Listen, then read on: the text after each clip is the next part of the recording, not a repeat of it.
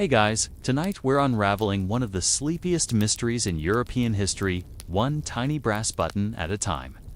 You're standing in the middle of a Paris street, the air thick with the scent of roasted chestnuts and the distant hum of political outrage.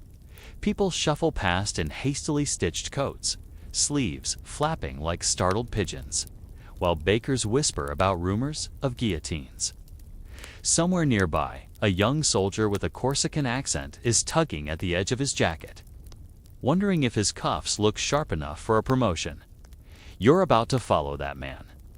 Napoleon Bonaparte through a lifetime of oddly obsessive fashion choices, but not the kind you'd see on a runway. No, these are the kind that determine who salutes you, who fears you, and, yes, who survives a snowstorm in Russia. From intricately fastened uniforms to a single favorite button, he refused to part.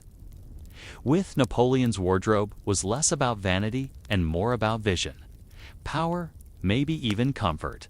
So, before you get comfortable, take a moment to like the video and subscribe, but only if you genuinely enjoy what I do here.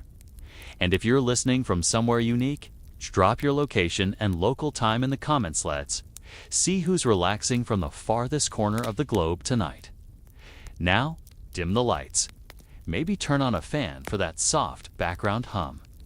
And let's ease into tonight's journey together. You find yourself wading ankle deep through mud in late 18th century France. You're not in the thick of battle just yet, though you'll get there. Don't worry, but rather in the crowded heart of Paris, just as the revolution is hitting its dramatic stride. It's a time when simply wearing the wrong hat could get you accused of being an aristocrat. And people start checking your buttons for signs of loyalty. The streets are chaotic, but strangely rhythmic. Glisten with recent rain, the clatter of hooves mixing with the murmurs of fear. You pass by stalls selling threadbare cloth, cheaply dyed sashes in revolutionary red, and one shady guy who insists he can sew you a Republican badge in under 10 seconds. In this climate, fashion isn't frivolous, it's survival. You feel it instantly. Your jacket is just a little too stiff at the shoulders. Is it too polished? Too old-fashioned? Too monarchist? Someone brushes past you and mutters something about powdered wigs and traitors. You keep your head down. Napoleon, at this moment, is nowhere near a throne. He's a young artillery officer with a keen eye for detail and a very real understanding that looking the part matters, especially when everyone's watching for signs of betrayal. His early letters talk about his fraying uniforms and his irritation with soldiers who can't keep their buttons aligned. You think he's exaggerating until you see an officer nearly demoted for having an uneven cuff. It's a time when the revolution has crept into every thread and stitch.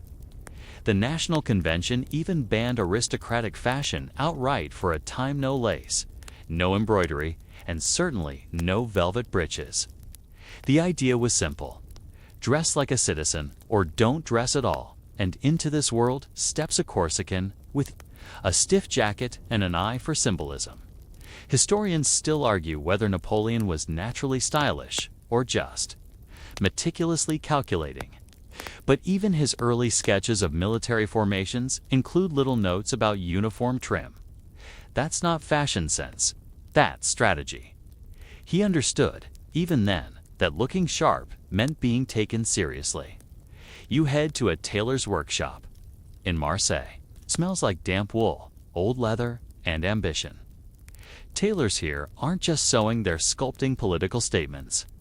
You overhear one mutter, "A good jacket earns a man more respect than his speeches." Another curses over a bolt of fabric that used to be popular under the king. Nobody wants to touch it now. Napoleon's first official uniform is stiff, boxy, and not exactly flattering. But it's clean, symmetrical, and designed to blend in. That's what matters when the guillotine is always hungry. You watch as young officers quietly compete, not in rank, but in presentation. A polished button means discipline. A scuffed boot, carelessness. It's all unspoken, but everyone's playing, including Napoleon. One quiet morning, as the sun struggles through clouds of Parisian coal smoke, you see him again, this time tightening his gloves and inspecting his brass buttons. Not for shine, but for position. One is slightly off-center. He mutters, adjusts, and stares at it again. There's a kind of calm in the ritual. You sense that even now, something in him already believes that order, symmetry, and sharp lapels could conquer the world. By 1793, things are getting bloodier. The reign of terror begins, and with it, fashion takes another sharp turn toward paranoia. You trail a crowd through the Place de la Revolution. Heads are falling. People whisper about who wore what to their trial, how powdered wigs are now evidence of counter-revolution. One woman was condemned just for having embroidered cuffs. Another man was saved because his plain wool coat suggested modesty. You shiver not from the cold, but from how fast appearances now equal survival. Napoleon's star is rising. You find him stationed in Toulon, fighting the British and riding back to Paris with updates. He complains not just about cannon shortages, but also about uniforms. His letters say more about the dignity of well-dressed troops than you'd expect from a guy surrounded by muskets. He begins collecting tailors the way other men collect maps. Meanwhile, in cafes and salons, fashion reform becomes the latest hot debate. Sans-culottes pride themselves on ditching the breeches of aristocracy for loose trousers. You try a pair. They're oddly freeing, but make your calves look like they belong to a 12th century goat herder. Somewhere between skirmishes and speeches, Napoleon quietly begins refining his own look. He stops powdering his hair, chooses darker colors, and perfects that trademark stance hand tucked into the waistcoat. Eyes focused somewhere just beyond you. You practice the pose. You don't quite pull it off. Still, there's a comfort to the growing routine of his dress. You start noticing little things. A preference for high collars, a disdain for gold trim unless absolutely necessary, and a secret joy in well-pressed cuffs. He starts requesting extra buttons not because he loses them, but because he likes options. That's when it hits you. Fashion for Napoleon isn't about luxurious armor, a signal, a uniform of command, and you're still just in the early days, so you settle in. The streets are muddy, the fires are low, and somewhere out there, a future emperor is straightening a single brass button, not knowing yet that one day the world will ask why it mattered so much. You don't mean to eavesdrop, but it's hard not to when two revolutionaries argue in a wine-stained alley about the political symbolism of coat buttons. For buttons across means you're loyal to the committee, one insists. 3 shows. You're with the Jacobin, the other scoffs, and 5 means you're too rich to care. You slip past them unnoticed, stepping around a puddle that smells suspiciously like vinegar and melted boot polish. You're starting to realize that in revolutionary France, your wardrobe might actually out you faster than your words. Now, you're back in Paris again, somewhere between the last street lamp and the distant murmur of angry rhetoric. 1794. The reign of terror has reached its peak, and people are terrified of dressing incorrectly. You pass shop windows where mannequins wear deliberately drab outfits. Even tailors have grown nervous. Too many pleats, too much fabric, and someone might report you for counter-revolutionary excess. Somewhere, Robespierre is lecturing about virtue and linen. You turn a corner and find yourself at a revolutionary tribunal. The accused, some former court musicianist, being tried for treason. He's being tried for a coat, specifically. A coat with gilt buttons shaped like fleur-de-lis. He claims he inherited it. The judge raises an eyebrow. You, like everyone else in the crowd, glance down at your own buttons in a small moment of panic. Napoleon isn't in the courtroom, but his presence is growing. After the victory at Toulon, the Corsican artillery officer is back in Paris and rising quickly. You find him in a smoky room surrounded by half-written dispatches, military reports, and sketches of uniform alterations. He's still young, still ambitious, and still obsessed with keeping everything down to the brass on his cuffs neatly aligned. The buttons on his jacket are polished, but not flashy. Just enough to suggest order. Discipline, a man who knows. How to lead. Historians still argue whether Napoleon deliberately cultivated this image or if it was instinct. But you see it happen in real time. He starts preferring gray military-cut coats and very specific button placement 6 down the front. Evenly spaced. Always. Once when a tailor delivers a jacket with 7, Napoleon sends it back without. Comment. You can't help but wonder, is he superstitious or simply that committed to symmetry? Either way, the people around him take note. His officers begin mirroring the look. Soldiers straighten up when he walks by, not just because of rank but because he looks like someone who should be in charge. You walk with him through the ruins of the Tuileries Palace.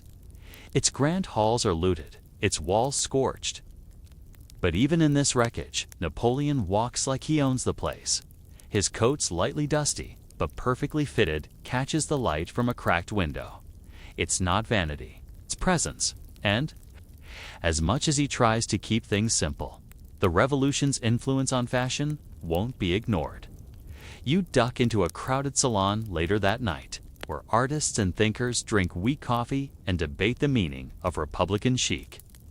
Everyone's ditching lace and powder for short haircuts and sensible neckwear. Some call it the triumph of the plain. You call it mildly uncomfortable. One philosopher claims, the citizen's jacket should resemble the soul, clean, undecorated. Functional. Another insists that buttons are a tool of class warfare. You pretend to be fascinated, but your feet hurt from all the cobblestones, and you're not sure your collar's straight. Outside, a line of soldiers passes by, all wearing similar coats, all with buttons polished to identical sheen. Back in his quarters, Napoleon is reworking troop uniforms again. Not out of boredom, but to distinguish divisions. He wants each battalion to have a slightly different detail. A stripe, a brass insignia, a color-coded button. It's practical, but also psychological. His men feel seen, recognized, loyal. You start to see the cleverness in it. Clothes as morale, buttons as identity. Napoleonic logic. If you feel proud in your uniform, maybe you'll march farther. He experiments more, adds gold braid here, subtracts epaulets there. The Directory, now ruling France, notices his growing popularity and his clean-cut image. They want to use him, promote him, maybe even manipulate him. But you suspect that won't go as planned. You ride with him to suppress a royalist uprising. This is Shirsan Vendemeyer. Et Wu, you're on horseback. The sun is rising. Napoleon gives the signal, and cannons fire down the streets of Paris. He crushes the rebellion swiftly on his coat, barely. Wrinkles. Afterwards, he dusts off a single button, checks its shine, walks away from the smoke like he just solved a math problem. The event earns him national fame. And somewhere in the back of his wardrobe, the outfit he wore that day gets folded and stored. Carefully, even reverently. There's a sense now that every jacket he wears could be remembered in a painting. Every button preserved in a museum. You pass a group of officers gossiping about his taste in gloves. Soft leather, always gray. One whispers, and he won't wear anything with ornamental stitching. Another claims he carries an extra button sewn into the inside hem of every coat for luck. You raise an eyebrow. That sounds like superstition again. But then again, he wins a lot. At this point, Napoleon is placed in charge of the Army of the Interior, and his wardrobe shifts. With the promotion, he begins favoring slightly more elegant coats. Long lapels, navy blue, sometimes forest green. Buttons now engraved with imperial eagles. Not gaudy, just assertive. You try on a replica and nearly dislocate a shoulder attempting the classic hand and waistcoat. Pose. There's an air of myth forming already. His portraits start appearing. And every artist tries to capture the same thing: order, strength. That unruffled or-even while cannons are going off in the background. You spend a morning watching him prepare for a military parade. The care he takes in dressing is almost monk-like. He fastens each button with slow deliberation, brushing invisible dust from his lapel. It's not about beauty, it's about readiness, precision. Control.1 hands him a coat with a newer design, slightly longer, different. Collar. Napoleon eyes it, frowns, and folds it away. He reaches instead for the older coat, the one with the original buttons. The ones worn during his first real victory. It's becoming clear now. He's not just wearing clothes, he's building memory. Into fabric, authority into thread. You wonder what it must be like to know that even your buttons will outlive you. You find yourself, one afternoon, in a tailor's shop where two apprentices debate which of Napoleon's coats has the most historical. Wait, the gray one from Italy. One says, no, the one he wore at the consulate. The other replies. They both pause when they realize you've been listening. He has a favorite, you know, the older one says. He wears it more than any other. Never explains why. You don't say anything, but you've noticed it too. The same cut. The same trim. And always the same one polished brass button top right. Just above the heart. He touches it before every major speech. Maybe it's luck. Maybe it's a reminder of where he started. Or maybe it's just the kind of thing someone like Napoleon does build ritual into routine. You step back out into the Paris dusk. The sky is lavender. The air smells faintly of chimney smoke, and the cobblestones gleam like polished leather. Somewhere far away, a tailor hums as he threads a new brass button onto a soldier's coat. And back in his study, Napoleon adjusts his collar once more, checks the placement of that favorite button, and begins to write the next chapter of his impossible rise. You hear the clink of hooves before you see them. By now, it's become a familiar sound: military parades, supply trains, dispatch riders. But this one's different. The rhythm is lighter, more ceremonial, almost theatrical. You follow it? Down a dusty Corsican path lined with olive trees and sunburnt fences. Until you arrive at a small clearing where a group of cadets are standing in an awkward half-circle around a teenage boy who can't seem to get his jacket to lie flat. The boy is Napoleon Bonaparte, age 15, already too serious for his own good, and already irritated with his uniform. The collar scratches, the buttons won't stay centered, and the sleeves feel like they were stitched by someone who'd never seen actual arms. You watch as he mutters in Italian under his breath and yanks his coat into a tighter position. He's not emperor yet. He's not even an officer. Just a sharp-eyed, deeply ambitious kid from a family with barely enough money to send him to school at. Alone afford bespoke tailoring. His early uniforms are hand-me-downs, second-rate, often patched or altered from previous students. You tug at your own sleeve and feel the uneven seams in sympathy. You're at the Brienne Military Academy now, where the beds are lumpy, the soup is gray, and the daily drills seem designed more to wear you out than to train you. Still, young Napoleon is a standout smart, intense, occasionally brooding in corners, but always present. And always fussing with his clothes. His teachers. Call it vanity. But you start to see something else. He's not checking for style. He's checking for control. Historians still debate whether this was Napoleon's first encounter with military fashion politics. Some argue he was just self-conscious about it, being Corsican in a mostly French school. Others suggest he already sensed the power in appearance. Either way, you're there when he trades 3 extra bread rolls for a tailor's help resetting the buttons on his coat. he doesn't ask for. More gold trim, symmetry. The academy is strict linen sheets, cold floors, early mornings. But students whisper about Napoleon's precision. One evening, a classmate borrows his overcoat without permission. By the next morning, Napoleon knows. He counted the buttons. He always counts the buttons. After graduation, you follow him into early Army life, a low-ranking artillery officer stationed in obscure garrisons with muddy boots and questionable pay.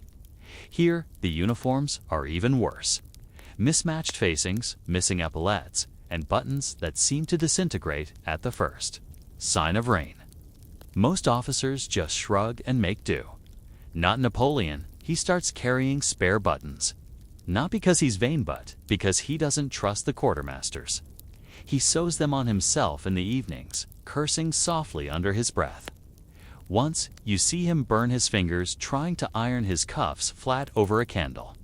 You offer him a thimble, and he pretends he doesn't need it. The obsession deepens. He begins customizing his jackets not extravagantly, but functionally. He removes unnecessary trim, reinforces the stitching on the lapels, requests slightly shorter coats for easier movement while climbing cannon embankments. You realize something else. He's tailoring not just for appearance, but for utility. Meanwhile, the French army is chaos. Officers bicker over rank. Supplies are inconsistent. Morale is low. But Napoleon's small artillery unit looks sharp. Their buttons match. Their coats are pressed. Other divisions start to notice. It's the Italian campaign that changes everything. You're trudging beside him through the Alps, icy breath, aching calves, the occasional avalanche threat. Napoleon's coat is longer now, military gray with blue facings. And despite the weather neatly buttoned all the way to the neck, most commanders would wear heavier fur. Not him. He says it looks too royalist, so you shiver. Together, but his troops adore him for it. He doesn't separate himself. He eats what they eat, sleeps on the ground beside them, and still manages to show up every morning with his uniform straightened. It's a quiet kind of leadership. No speeches.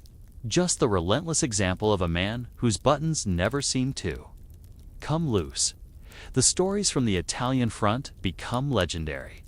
How he used mountain fog as cover. How he forced Austrian retreats with fewer men. And how, in the middle of a snowy skirmish, he once stopped to refasten a cuff and told an aide, "You never know who might be watching." From here, the victories stack up.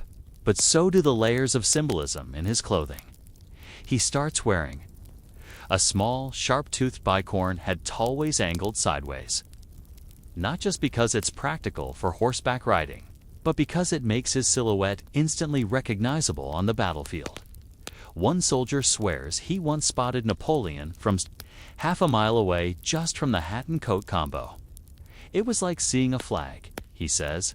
Napoleon knows this. He leans into it. You watch him inspect new uniforms for his officers. He's precise, almost annoyingly so. One lieutenant jokes, "He cares more about my buttons than my battle plan," but he's not wrong. Because by now, Napoleon has turned uniformity into strategy. Historians still debate how deep this ran. Was it pure image control? Or did he genuinely believe neatness bred discipline? One diary from a junior officer recounts being dismissed from a formal dinner because his boots weren't properly polished. Another claims he saw Napoleon sew a loose button during a campaign march on a moving horse. You try it, you fail spectacularly. It's harder than it looks. And then, there's the first mention of the button. It's subtle. A tailor's ledger notes a special order. One brass button, slightly heavier, polished to mirror shine. Sewn into the inner layer of Napoleon's most used overcoat. No reason given. No invoice signed, just marked, Imperial Preference. You file it away in your memory. The favorite button. It's there now, sitting over his chest as he reviews Italian maps and eats stale bread with the enthusiasm of a man planning to redraw all of Europe. At night, you hear him pacing. His footsteps are soft, but the brass button taps against the lining of his coat with each turn, like a heartbeat. Or a metronome. You wonder if he hears it too. By the end of the campaign, he's no longer just a general. He's a hero. The press calls him the Little Corporal. Artists start sketching him mid-battle, one hand tucked into the coat, eyes narrowed, buttons gleaming under cannon smoke. You recognize the coat, the one with the special button. You see him wear it to negotiations, to reviews, to celebrations. He refuses to have it cleaned too often. Says the dust carries memory. You raise a skeptical eyebrow, but then again you've watched him build a myth from thread. Maybe he's not wrong. And when a young officer asks him why he wears that coat so often, Napoleon replies without looking up, "It reminds me what it's like to be underestimated." You get the feeling that for all the medals, the palaces, and the adulation to come, he'll keep that button near his heart. You awaken with a jolt as your carriage lurches into a pothole somewhere outside Milan, a plume of dust spiraling up like bad perfume. You're not exactly traveling in comfort. Napoleon's road campaigns aren't designed for leisure, but the view ahead is something else entirely. The Italian countryside rolls open beneath a sky so bright it makes your eyes ache. But you're not here for vistas. You're here for jackets. Yes, jackets.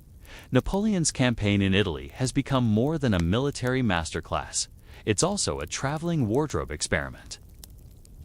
Somewhere between storming fortresses and redrawing borders, he's refining a look that's about to become iconic. You join him at an impromptu field meeting, where junior officers sit awkwardly on overturned barrels while Napoleon paces before them, cloak flapping dramatically behind him. He's not even trying to be theatrical as just how he moves. But your eyes are drawn to the coat. Not just the cut, which is razor precise despite days on the march, but the arrangement of buttons. 6 across the chest, 2 at the waist. 1 slightly discolored over the heart. It's the button again. Always there. You're starting to think it might actually be sewn into his turnout at this point in the story. The uniform is no longer just armor, it's a signal. Napoleon has figured out how to brand himself. Other generals shout. He stands still. They wear medals. He wears consistency. His troops can spot him instantly in battle, not because he's waving a flag, but because his silhouette is unmistakable. The bicorn hat, the long gray coat, the perfect line of buttons glinting just enough to say, "Follow me," but never enough to say, "Target acquired." You follow him now into Lombardy.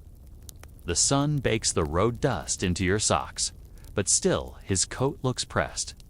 You're convinced it's witchcraft. There's a story from this part of the campaign, half act, half legend, about how he ordered an entire shipment of uniforms turned away because the buttons were 2 millimeters off center. If a man can't trust his uniform, he reportedly said, how can he trust his line to hold? Historians still argue whether this ever happened, but soldiers believed it. And that belief was enough. In Milan, you duck into a tailor's shop tucked behind a basilica. It's quiet, dark, and smells like warm wool and stubborn ambition. This is where Napoleon commissions a set of new coats.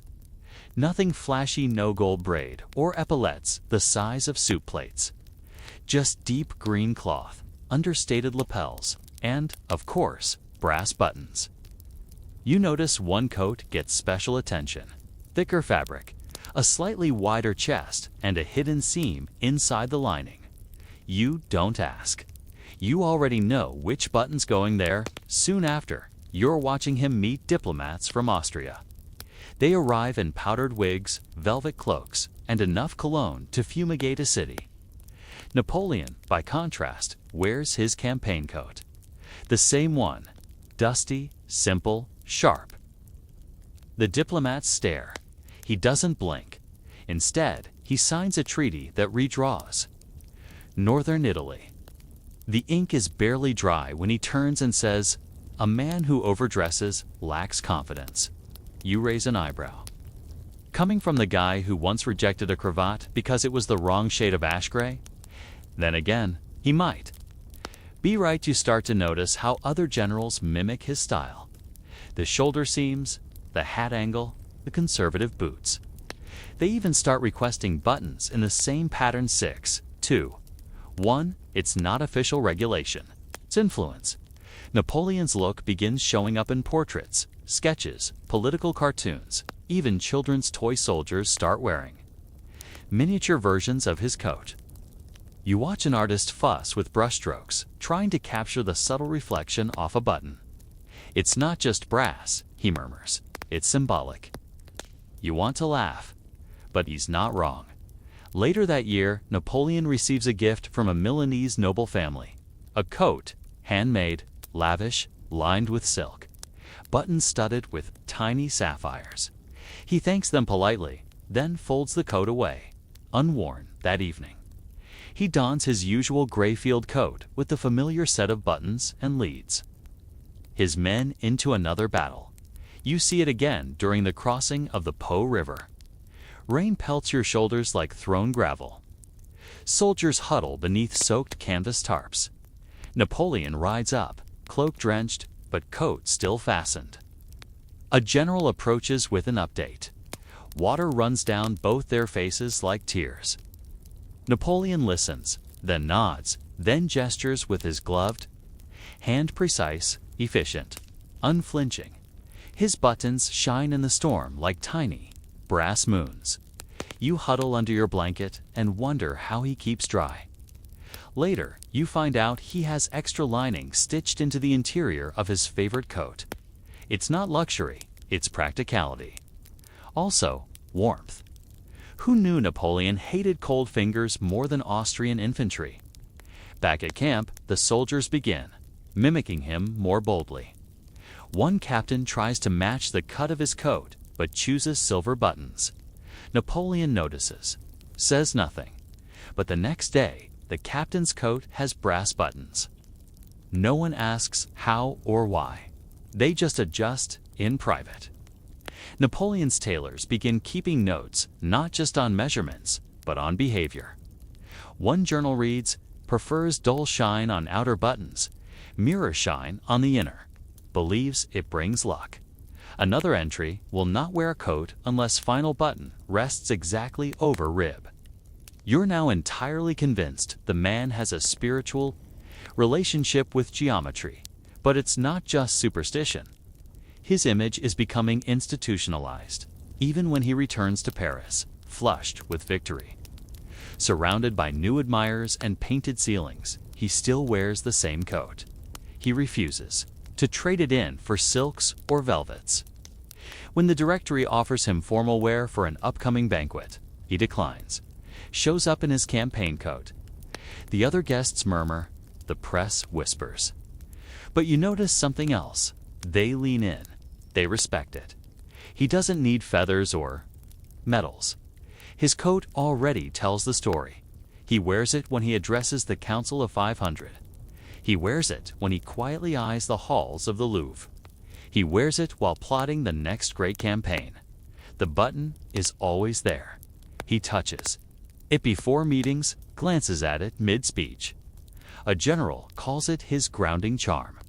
A tailor calls it his true insignia. You call it strangely comforting. One morning, you catch him alone, watching the Seine roll under a fog-draped bridge. He doesn't speak. Just adjusts the lapel, fastens the last button, and lets the silence hang like wool.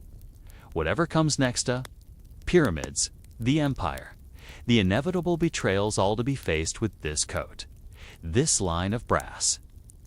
You find yourself stepping into a room thick with cigar smoke and the rustle of silk. But this is no ordinary gathering, it's a war council. Late in 1796, where power wears a new face. Napoleon's. The walls are lined with maps marked in blood and ink, but your eyes are drawn again to the man at the center. Moving with quiet confidence, his coat still impeccably buttoned, sleeves just short enough to reveal a flash of cuff beneath. His epaulettes catch the flickering candlelight, but it's the buttons that seem to command the room. You might think that climbing to power would make Napoleon favor extravagance. But no, his rise is punctuated by a strict sartorial code every. Details sharpened to send a precise message. Epaulettes signify rank, but excess risks alienating troops. Too little, and you fade into the background. Napoleon knows this dance well. He's mastered it, balancing flair with function.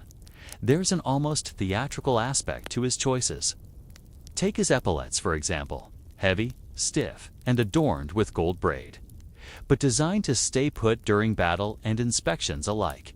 You spot him smoothing one down with a habitual flick of his wrist. A tiny ritual that signals readiness to everyone watching. Epaulettes are more than decoration, they're badges of authority. And Napoleon wears them like armor. You watch as he moves through his officers, their eyes on his buttons and braid, taking silent cues about who's in favor. The uniform becomes a language, and Napoleon the fluent speaker. A crooked button or a missing tassel doesn't go unnoticed. Historians still argue how much of this was deliberate messaging versus personal preference. Some say Napoleon's meticulous dress was a tool of control. Others see it as a reflection of his obsession with order and precision. Either way, the room listens when he adjusts his epaulette. Meanwhile, the troops begin to echo his style. You hear whispers from the barracks. Dress like the general. Look sharp, fight sharp. Buttons and braid become symbols of loyalty. Officers who don't conform risked more than fashion. Faux pas, they risked being sidelined. You notice a quirky detail. Napoleon sometimes orders epaulettes with slightly different patterns or trim. Subtle distinctions meant to identify particular regiments or even personal favorites. It's like secret code stitched into cloth. At one point, you find yourself backstage during a military parade. Soldiers wait nervously, gripping muskets and straightening collars. Napoleon paces in front of a mirror, adjusting his jacket with the care of a jeweler polishing a diamond. One of his trusted tailors hovers nearby, ready to fix a button or tighten a seam at a moment's notice. In the middle of all this, you spot a button unlike any other small, unassuming brass piece, worn down slightly at the edges. It's the one he fidgets with when deep in thought, when delivering orders, when meeting foreign dignitaries. It's no secret among his closest aides that this button is his talisman. You laugh softly at the irony. The man who commands armies, redraws maps, and appends monarchies, still holds on to one simple piece of brass like a lucky coin. But the button isn't just superstition, it's a constant in the whirlwind. A reminder of beginnings amid the chaos of empire building. You sit with one officer later, who shares a story about a night before a decisive battle. Napoleon spent hours inspecting uniforms, personally sewing on missing buttons and straightening epaulettes. The men were puzzled until he quietly explained, a soldier who feels untidy fights untidy. You smile at the idea of battle strategy woven through such small details. It feels oddly soothing in this sea of blood and cannon fire. As you walk away from the campfire that evening, you reflect on how Napoleon's obsession with his attire, epaulettes, buttons, cuffs is less about vanity and more about control. Control over himself, his men, and, eventually, history. And you remember the button again, that quiet brass witness to it all, shining softly in the dimming light. You step carefully across sun-baked sand, the heat pressing against your skin like a heavy woolen coat you forgot to shed. Around you, the Egyptian desert stretches endlessly, the horizon a wavering mirage. Somewhere nearby, the Nile gurgles lazily, indifferent to the French soldiers marching into its ancient lands. You're with Napoleon's army during the Egyptian campaign, a strange blend of dusty muskets and timeless pyramids. And as much as the landscape is harsh and unforgiving, his uniform remains oddly pristine. The days are brutal, blistering sun. By day, biting cold, by night, and yet Napoleon's coat, the one you know well, clings to him like a second skin. His buttons gleam despite the sand, brass catching light like tiny suns. You wonder how he manages it. The soldiers around you are coated in grime, their buttons dulled by dust and sweat. But not him. His appearance is immaculate, almost otherworldly. It's a curious contrast. A man who leads an army across deserts and battlefields, yet insists on the precision of his dress. Some officers grumble about the impracticality, others secretly admire it. After all, in a foreign land full of unknown dangers, the familiar feel of a well-made coat and polished buttons must be comforting. You watch as he inspects his men's uniforms, occasionally pausing to adjust a frayed cuff or replace a missing button. One day, he orders a shipment of buttons from Cairo, brass with intricate designs reminiscent of ancient Egyptian motifs. You imagine the soldiers' surprise when they find themselves adorned with symbols borrowed from a civilization thousands of years old. Historians still debate whether this was Napoleon's attempt at cultural appropriation or a genuine fascination with Egypt's past. Either way, the fusion of French military order and Egyptian symbolism creates an eerie sense of timeless authority. There's a story told among the troops about Napoleon during a blistering sandstorm. As winds whip dust into their faces and visibility drops to near zero, the general stands calmly, his coat buttoned to the throat, the favorite button gleaming defiantly. Soldiers swear they saw him hold the button as if drawing strength from it, a talisman against the chaos. The desert, relentless and unforgiving, offers little mercy, yet Napoleon's demeanor remains steady, his uniform a beacon of order amid the swirling sand. You find yourself in the makeshift camp one evening, where French officers share tales of strange encounters. Some speak of crocodiles in the Nile, others of local customs that bewilder even the most seasoned soldiers. One officer recalls how the heat made their buttons stick uncomfortably, leading to impromptu jacket alterations in the middle of the night. Napoleon, ever the perfectionist, orders his tailors to design lightweight coats for the Egyptian heat lighter. Fabrics, but with the same button arrangement. The tailoring blends function with form, tradition with innovation. You smile at the thought of this famous general sweating beneath a uniform that feels more like armor than clothing. The buttons, those tiny brass sentinels, remain steadfast companions through heat and hardship at the campfire. As stars prick the inky sky, you ponder the duality of Napoleon's presence here, a conqueror in a land of ancient kings whose battles are fought not only with cannons but also with symbols stitched into fabric. His favorite button, worn close to his heart, seems to carry the weight of empires both old and new. And as you drift to sleep, the soft rustling of canvas and the distant echo of drums lull you into dreams of brass buttons gleaming under foreign suns. You shuffle through the heavy fog that blankets the streets of Paris, the distant clatter of carriage wheels muffled by the thick morning haze. The city is buzzing with rumors, whispers of power shifting, of a man who wears a coat as carefully as he wields his sword. You're in the middle of the consulate period now, where Napoleon has seized political control but hasn't yet crowned himself emperor.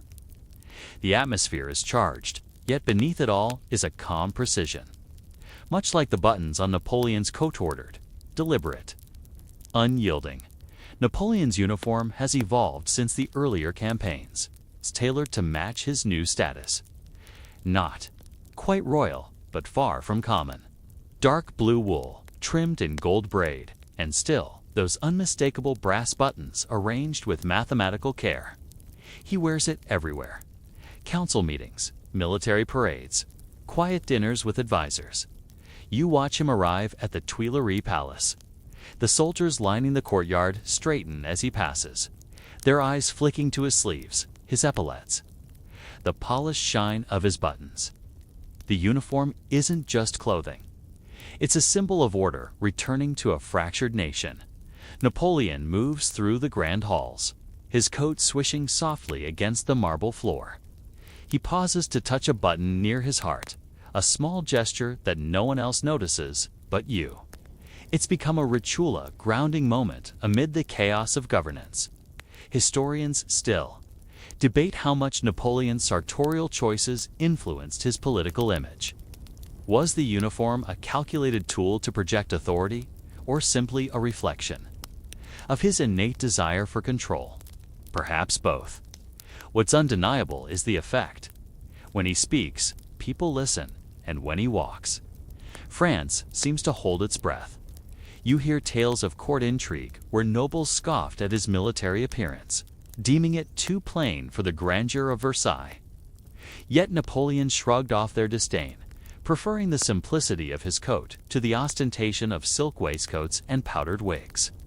He was a man who knew power came from within and from a well-fitted jacket. In the salons, artists compete to capture his likeness. One painter obsesses over the glint of a button, another the curve of a lapel. The uniform becomes part of his myth, inseparable from the man himself. You catch a glimpse of Napoleon inspecting his reflection in a mirror, adjusting a cuff, straightening a collar. His face is unreadable, but his movements betray a quiet satisfaction. The button shines brightly, catching the morning light. During a late-night strategy session, you notice he absent-mindedly spins the button between his fingers, as if it holds secrets or offers comfort. When asked about it, he smiles faintly and says a leader must have constance, even in a changing world. You follow him to the battlefield once more, this time at Marengo, where the fate of France hangs in the balance. The uniform is battle-worn but intact, buttons shining defiantly. Against the mud and sweat, his presence rallies the troops. His coat, a banner of resolve, as the cannon fire roars and smoke fills the air. You glimpse that familiar button, glinting through the haze, a beacon of order amidst chaos, and as night falls over the bloodied fields. You reflect on how a simple brass button can carry the weight of an empire's destiny. You find yourself in a quiet study surrounded by dusty tomes and the faint scent of old parchment. Napoleon sits at a large desk, poring over maps and dispatches, his coat draped carefully over the back of a chair. The brass button on his jacket catches the lamplight, a small, shining detail amidst the vast strategies being drawn out on paper. This is the calm before the storm, the calculated pause before the empire expands further. Napoleon's obsession with details extends beyond his uniform. You watch him as he plans campaigns with meticulous precision, tracing routes with a steady finger, considering supply lines, weather, and troop morale. His coat, always buttoned correctly, seems to mirror his mind, everything in its place. You notice the button again, a tiny anchor in a sea of uncertainty. It's been with him through every battle, every political maneuver. Sometimes you catch him touching it absent-mindedly, as if drawing strength or focus. Historians still debate the symbolism of Napoleon's favorite button. Was it superstition, a ritual, or simply habit? Perhaps it was all three. What's clear is that it represents constancy, a reminder of his beginnings and the journey ahead. During a rare moment of leisure, you accompany Napoleon to a modest garden, where he meets with advisors and friends. The atmosphere is relaxed, yet the coat remains impeccably worn, buttons shining softly in the dappled sunlight. Conversations drift from philosophy to politics, but the uniform speaks silently of discipline and authority. You observe the subtle ways Napoleon's presence influences those around him. His coat commands respect without a word. Officers straighten their posture, conversations quiet. Even the birds seem to pause, Later, you watch a tailor carefully sew a replacement button onto a spare coat, matching the original's precise size and polish. The favorite button is never far, often carried in a small pouch when not on the coat itself. Napoleon's attention to uniform detail becomes legendary. Tales spread of him inspecting troops, ensuring each button gleams and every cuff is straight. Soldiers joked that a missing button could cost a promotion. You reflect on how this obsession with appearance is more than vanity. It's a language of order in a chaotic world, a personal code embodied in fabric and metal. As you leave the study, the button's gleam lingers in your mind, a symbol of a man whose empire was built not just on battles, but on the smallest of details. You step into the grand hall, where a crowd has gathered for the proclamation of the empire. The atmosphere is thick with anticipation and the muted rustle of silks and velvet. Napoleon stands before the assembled dignitaries, his coat impeccably, tailored buttons glinting like stars against the dark fabric. The favorite button, worn close to his heart, seems to catch every flicker of candlelight, drawing eyes without effort. This moment is more than ceremonial. It is the crystallization of his journey from a Corsican outsider to Emperor of the French. Every detail of his uniform speaks volumes. The cut of the coat suggests authority without arrogance. The carefully placed buttons signal order, and the subtle gold braid hints at grandeur restrained by discipline. You watch as he lifts his hand in oath, the button catching the light once more. His eyes scan the room, steady and commanding. In that instant, the button transforms from mere brass to a symbol of legitimacy and power. Historians still debate whether Napoleon's sartorial choices were conscious acts of statecraft or personal preference. Some argue the uniform was a tool to craft his image. Others believe it was a reflection of his meticulous nature. Either way, it worked. His clothing became inseparable from his identity. After the ceremony, you observe the buzz among courtiers. Some admire his simplicity, others whisper about the calculated symbolism. The uniform, and especially that favored button, become topics of fascination and speculation. You recall stories of Napoleon's insistence on maintaining the same buttons and coat style despite his elevated status. When offered more lavish attire, he declines, preferring the familiar garments that carried him through battles and politics. Later, you join him in his private chambers where he pores over correspondence. The coat is draped carefully nearby, the button gleaming softly under candlelight. He touches it briefly before signing documents that will shape Europe for decades. You realize that for Napoleon, the button is more than adornment. It is a reminder of his roots, his rise, and the constant he carries amid the shifting tides of power. As you step away from the hall, the echoes of the proclamation linger, along with a quiet shimmer of a brass button small yet mighty in its significance. You trudge through the damp corridors of the Tuileries Palace, the heavy scent of wax and old velvet pressing in around you. Napoleon, now emperor, moves with a measured grace that seems to command the very air. His coat, dark and immaculately tailored, brushes softly against the stone floor. The brass buttons, polished to a mirror shine, gleam like tiny beacons. One button, his favorites, shines just a touch brighter, nestled over his heart as if it contains a secret flame. His image is now inseparable from his uniform. Portraits commissioned across Europe show him in the same iconic coat and bicorn. Hat, the buttons gleaming defiantly, the silhouette unmistakable. His power is as much visual as it is political. You watch as courtiers bow, some grudgingly, others with genuine respect, their eyes flicking toward the button that seems to symbolize his unyielding will. Napoleon's obsession with uniform detail extends to his personal guards and household troops.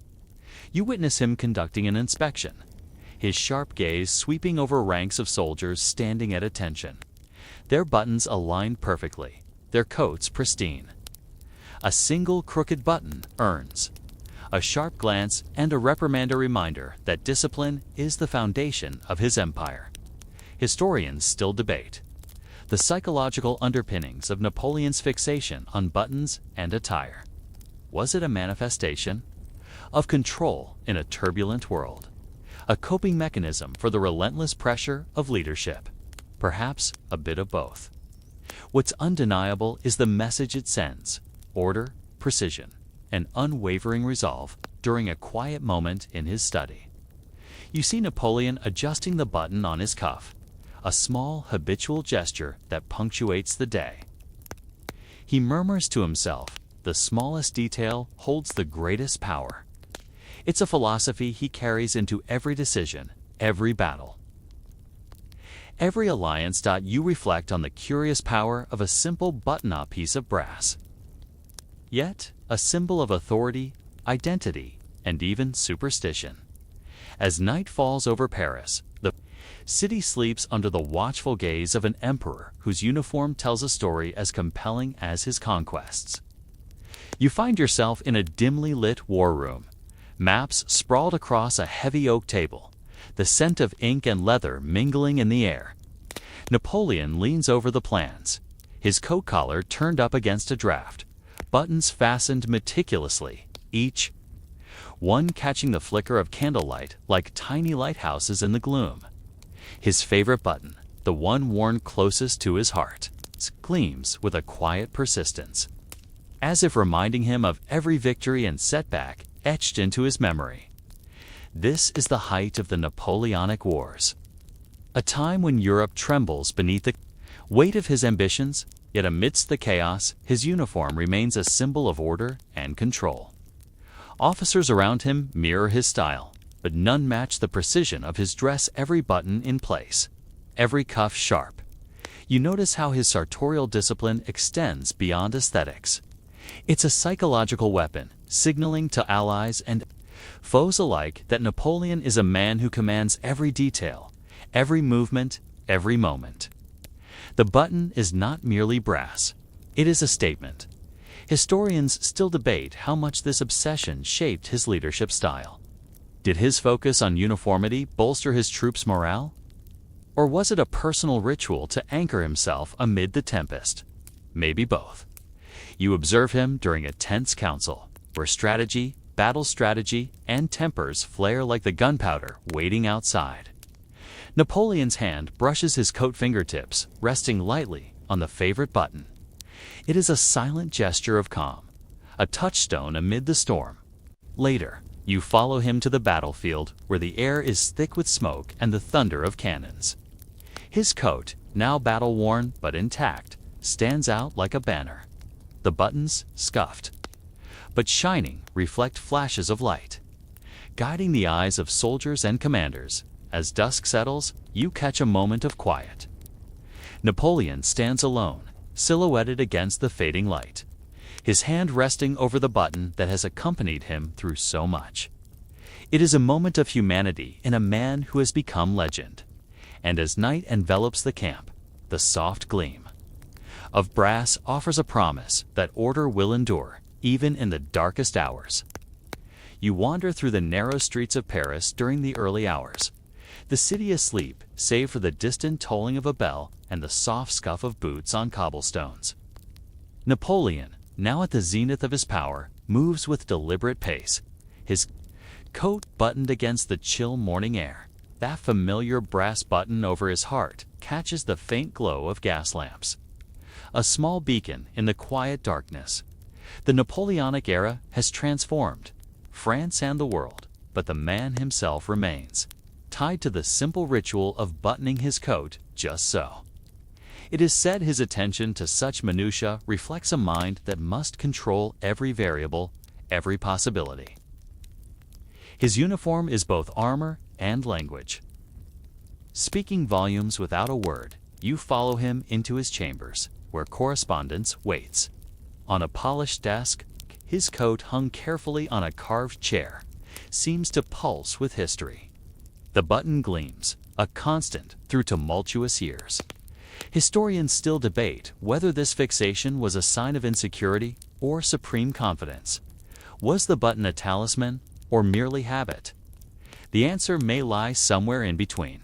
That night, you overhear a conversation between aides. Ooh. Joke about Napoleon's button obsession, but quickly fall silent when the emperor approaches. He adjusts his coat, his fingers lingering over the brass as if drawing strength. You witness him at court functions, where the contrast between his military coat and the silks of nobility sparks whispered commentary. Yet his presence commands respect. The uniform a visual assertion of authority. Later, as he prepares for a journey to distant lands, Napoleon ensures his coat is packed with care, buttons shining, seams strong. The favorite button, as always, is sewn securely into place. You realize that for all the empires and battles, it is these small constants a coat. A button that ground a man who seems larger than life. As the city sleeps, the soft clink of brass echoes quietly, a gentle reminder of history's quiet details. The year is 1812, and you find yourself riding alongside Napoleon's Grande Armée as it trudges into the vast, frozen sweep of Russia. Snow swirls like powdered chalk in the air.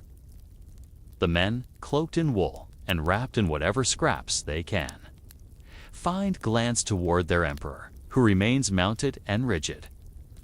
His familiar gray greatcoat buttoned tight against the wind. And yes, the favorite button remains, dulled by age and use, but still intact, glinting faintly like a medal he never needed to earn. Napoleon's obsession with his uniform hasn't dulled. If anything, the harsher the conditions, the more precise. His appearance becomes he seems to believe that discipline in dress breeds discipline in command. You can see it in the way his soldiers respond even while starving, freezing, and limping across the Russian terrain. They straighten slightly when he passes. Some historians argue whether this was vanity or strategy. Did Napoleon dress for morale or for mythology? Either way, his silhouette in the snow a compact figure, shoulders squared. Coat pristines, already the stuff of legend. You ride with him through ruined villages, where shutters hang loose and chimney smoke signals. The last vestiges of shelter. Everywhere, the winter gnaws at the army's resolve. Frostbite creeps silently, horses collapse, and carts splinter. But Napoleon's coat stays buttoned, his gloves always on. You wonder, is the favorite button now more than a habit? Perhaps. It's the only constant he has left. In a quiet moment, tucked into a windbreak made of felled logs and bundled canvas, he removes his coat briefly. You catch a glimpse of the lining. Beside the inner seam, hidden from sight, is a small stitched pocket nestled inside, improbably, is a worn cloth scrap from a letter Josephine once wrote him. He fingers it lightly before slipping it back and refastening his coat. He presses the favorite button once more, with a gesture that seems almost like prayer. Later, in the disaster of the retreat, everything deteriorates, supply lines crumble, boots disintegrate, and yet Napoleon's coat holds. The buttons, like stubborn witnesses to collapse, remain steadfast even as the empire's ambition fractures around them. At the Berezina River, as chaos reigns, he is still distinguishable. Men scream and fires blaze, but there he is, mounted, calm, giving orders. His breath clouds the air, his uniform dusted with snow. And the favorite button still catches whatever dim light the world offers. Historians still argue whether Napoleon abandoned his men emotionally before he did physically. But one thing is certain. In the frigid depths of that campaign, his uniform never betrayed him. And as you drift away from that brutal winter, your last image is of Napoleon on horseback, coat closed tight, brass catching dawn like a spark of something not quite extinguished. Spring arrives in Paris. But you are not in Paris. You're far from the tree-lined boulevards and quiet courtyards, standing instead among the dust of Elba's small island that now holds the man who once held Europe in his palm. Napoleon walks its uneven paths with familiar precision, his steps measured, his uniform still pressed, though noticeably simpler. And yes, the favorite button has made the journey. It clings to his modest coat like a faithful foot soldier who hasn't deserted. He has only a handful of attendants now, and their uniforms look more like theater costumes than real military garb. Still, every morning he dresses as if the eyes of 1,000 courtiers are upon him. You watch as he fastens the old button with almost meditative care. It's no longer about command. It's about continuity, routine, dignity, or perhaps denial.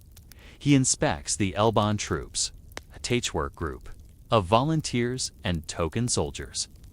You catch a slight smirk when he salutes them with the same gravitas as he once did the Imperial Guard. The coat is still his armor. The button still his emblem. One evening, during a walk by the sea, he shares a moment of rare vulnerability. He removes his coat to feel the salt breeze, then folds it with care, tucking the favorite side inward. The button, you realize, faces his chest. Perhaps it was never meant for show but for protection. A private ritual, not a public display. Historians still debate what exactly Napoleon planned during those months of exile. Was he genuinely resigned? Or was his every move a prelude to escape? Most agree he was restless. You see it too in the way he paces, the way he watches ships, the way his fingers linger too long on brass and thread. Then one night, hushed and electric, he slips away. Disguised and decisive, he boards a small vessel, his coat already buttoned, as if he's reporting for duty. The favorite button catches moonlight for a fleeting moment before he vanishes into the belly of the boat. You ride with him again, this time not as an emperor, not yet, but as a returning ghost of history. The 100 days begin not with cannon fire, but with the soft click of that same old button, holding firm against the winds of comeback and collapse by the time he enters Paris once more. The crowds roar and flags wave, but your eyes go to his chest. The coat is familiar, worn now, but still dignified. The brass has dulled, but it glows with memory. He touches it once, absently. A gesture you've seen 100 times. Perhaps it calms him. Or perhaps it reminds him who he used to be. As you follow him into the final chapters of his legend, one thing becomes clear. Empires may fall, names may be slandered, rewritten, or exalted, but some buttons, stitched by habit and held by memory, endure.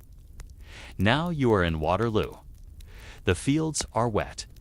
Mud cakes your boots as you follow the emperor one last time, and even the clouds seem unsure whether to rain or simply watch. The air is thick with the slow churn of history tightening around its hinge. Napoleon stands beside his horse, adjusting his coat. The same coat, the same favorite button, burnished now by years of fingers and friction. Still fastened as if it alone might hold the empire together. He looks older, not ancient, not frail, but the bloom of fate is no longer on him. He knows it. You do too. Troops move around you, not with the crisp fervor of Austerlitz or Jena, but with weary obedience. The rhythm is off. The weight of inevitability has begun to settle. Still, Napoleon appears composed. He studies the enemy formations through his telescope. The British are here. So are the Prussians, looming on the horizon like a second wave of truth. Historians still argue whether the battle was lost before it began. Was it poor timing, rain-soaked earth, or the tired men? Or was it just too late? He mounts his horse and rides along the lines, nodding, saluting. You see soldiers glance up and straighten, if only slightly. Some smile. The coat, the presence it still stirs something in them. And that old brass button, now scuffed and almost green with age, glints one more time under a patch of shy sunlight. The fighting begins, and you lose sight of him for a while. Smoke obscures everything. Gunpowder burns your nostrils. Horses scream. You duck, cover, crawl searching. When you spot him again, it's as if time has paused. He's standing on a rise, soaked to the knees in mud, hands clenched behind his back. His hat is low, his coat buttoned tight, still composed, still the icon. He's not shouting, not panicking, just watching. Like someone studying a clock they know is about to stop ticking. Hours pass, the tide turns, and then turns again. And then it breaks in the chaos of retreat. You ride behind him as he is whisked from the field. There's no great declaration, no romantic stand-just exhaustion, and silence. Later, in the farmhouse at La Belle Alliance, he peels off the coat. You watch as he unfastens that button one last time. He pauses, fingers resting on it. Doesn't speak, doesn't weep. He simply lets it go. Back in Paris, defeat hovers like a storm cloud no one will acknowledge. Napoleon's second abdication is quiet, weary. He signs the papers, shrugs the shoulders that once bore nations, and surrenders to the truth. The coat is folded, not worn. You follow him through the winding passage of capture and exile, once again this time to St. Helena, a rock adrift in the South Atlantic. A nowhere place for someone who once redrew the world. He brings the coat. It hangs neatly in his modest quarters. Some say he wore it daily. Others say he only looked at it. But when he dies in 1821, it is found carefully preserved. And yes, the favorite button is still there, tarnished, but intact. Today, that button rests in a museum, locked behind glass, guarded more fiercely than some kings. People file past, not knowing why it matters. But you know, because you were there when it glinted on horseback, when it held through frost and fire, when it was pressed between finger and fate. It was never just brass. It was the final point of resistance, a memory stitched in thread and ritual. And now, as you lie still beneath your blankets, let that final image remain, a small button, in a gray coat, quietly enduring even when empires do not. Word count, 4,087 wind down approx. 700 words, so now, gently you ease back from the long road you've walked. Or rather, trotted. Alongside the little emperor in the long coat, you can feel the weight of the years fall away like dust from an old uniform. The cannons grow quiet. The horses settle. The chill of the Russian steppe. The wet of Waterloo. The salt of El Beach begins to fade, one by one. As if the story itself is slipping into dream. You're no longer on a battlefield, or in a palace, or staring out to sea. You're tucked into your own quiet corner of the world, surrounded by calm, warmth, and breath. And though history often tells stories with noise and spectacle, it's in the quiet details that we sometimes find the most meaning. The brush of wool under fingers, the soft click of a brass button, the small things people carry and keep, and return to over and over again because they remind them who they are. So you imagine yourself now, not beside a conqueror or inside a museum, but in a soft gray chair beside a fire. The coat hangs nearby. The air is still. You sip something warm. Time moves gently, like the turning of pages. You feel yourself growing heavier, not with worry, but with rest. Your limbs loosen, your breath deepens. The world slows down, and all the sharp edges of history soften into blur. In this moment, you are safe. You are held. And the story is no longer something to follow, but something to drift upon, like a boat in quiet water, like a leaf in a soft breeze. Let your thoughts unravel. Let your body settle, because Napoleon is asleep now too, and somewhere in a glass case far away. A little brass button gleams quietly under dim museum lights, waiting for morning but needing nothing more. You've made it to the end. Sweet dreams.